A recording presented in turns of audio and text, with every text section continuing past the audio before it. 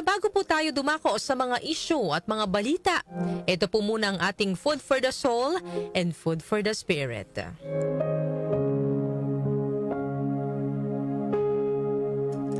Isang gabi, may isang lalaking nagpunta sa bahay ng isang babae upang sabihing sa kabilang kanto ay may isang bahay na ang pamilya na may 8 anak ay ilang araw nang nagugutom at walang makain.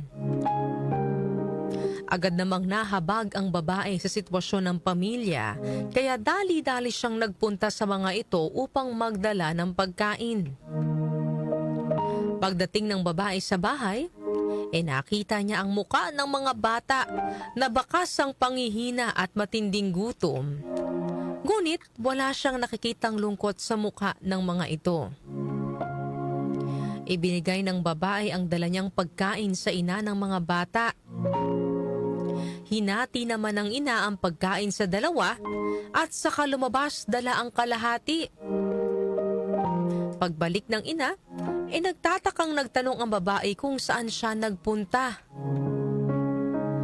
Ngumiti po ang ina at sumagot, "Dinala ko ang kalahati sa aming mga kapitbahay. Dahil gaya namin ay nagugutom din sila." Ano po ang aral na mapulot po natin sa kwento natin ngayong Monday morning?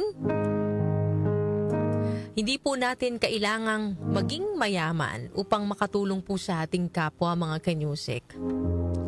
Nakaka-inspire po yung kwentong ito dahil ipinapakita po nito na kahit ang isang inang ilang araw nang walang makain kasama ang kanyang mga anak, nagawa pa rin niyang isipin ang kalagayan ng iba.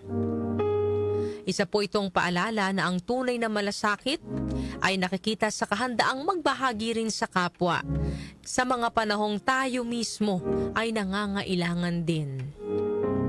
Sa kwento po mga kanyusik, makikita po natin na kung sino pa yung nangangailangan din, siya pa yung bukas palad na ibahagi sa iba ang mayroon siya. Ito po ay dahil alam niya ang pakiramdam ng walang-wala. Kaya sa mga pagkakataong siya naman mabigyan ng biyaya, willing din siya na ibahagi po ito sa iba.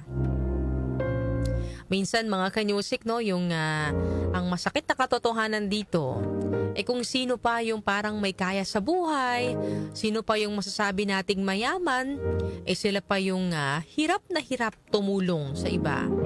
Pero kung sino pa yung hirap din po sa buhay, sila pa yung walang pag-aalinlangan na tumulong sa kapwa. Kaya kung may pagkakataon po tayong tumulong sa kahit na anong paraan, mapapinansyal man yan, hindi kailangang malaki ang halaga, o di kaya oras, o yung pagdamay mga kanyusik, wag po sana nating ipagkait. Wag po tayong magdalawang isip. Dahil po sa huli, ang kabutihang ibinibigay po natin sa ating kapwa, maaaring maging sagot sa panalangin ng isang taong matagal nang naghihintay ng pag-asa. Sabi nga po mga kanyusik sa 2 Corinthians chapter 9 verse 7, "Each of you should give what you have decided in your heart to give, not reluctantly or under compulsion, for God loves a cheerful giver." Yan po ang ating food for the soul and food for the spirit ngayong araw po ng Monday.